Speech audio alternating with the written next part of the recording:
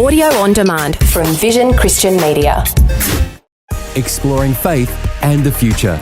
Neil Johnson and Bible teacher Dr. Kameel Majdali.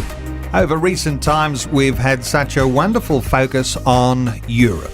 Early days and more modern times. In this last 100 years, though, there's been a couple of very significant world wars that have been focused in on Europe. Last program, Kameel, we were talking about World War I and the aftermath. What's so significant about World War II and Europe? Well, first of all, World War II happened just a mere 2 decades after World War I. So the continent, in my opinion, probably hadn't fully even recovered from the first round. And now they're into a second one with a greatly empowered Germany.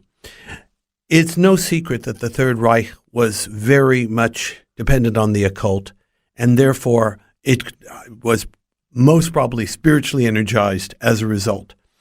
Thankfully, they lost, and Eurofascism was dealt a very strong blow. But the Second World War wasn't just limited to Europe. As we know, it also involved Japan and her reign of terror in the Far East, and of course even affecting Australia. So it was in some ways more of a world war because of the involvement of Japan and Pacific than even the first. But one scholar put it this way: the Second World War only rounded off the big upheaval that the First World War had started. Remember, the empires had collapsed. So who and what would take their place? Well, we'd say the nation states would take their place. But those nation states, after the Second World War was finished, with a death toll of like 55 million people, we had a whole new world. Morality had changed. The society had changed. All kinds of things were different. And then on top of it, the Soviet Union, who was an ally of Britain and the United States and Australia, of course, then became the adversary that we know as the Cold War. And the Cold War was a very dangerous period because Europe was divided. It was literally divided. Barbed wire, minefields, nuclear weapons pointed at each other for over 4 decades. So the Second World War, in a sense, didn't solve any problems. It just continued on the destabilization and the transformation that was happening in Europe.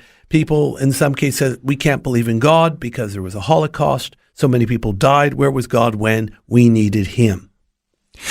Kameel, what about Christianity during that very dark period of 20th century history? What was happening with Christianity in Europe during those times?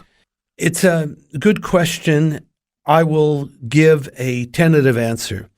I would say that because of the faith-deflating teaching coming out of the theologies from Germany, which were not evangelical, not fundamentalist, were what we call liberal, because of the rise of other isms, because of evolution, all these things, I would guess that the church was not in a strong position. It was under pressure, of course, from the Nazis, but there may have also been internal compromise or laziness or whatever you want to call it.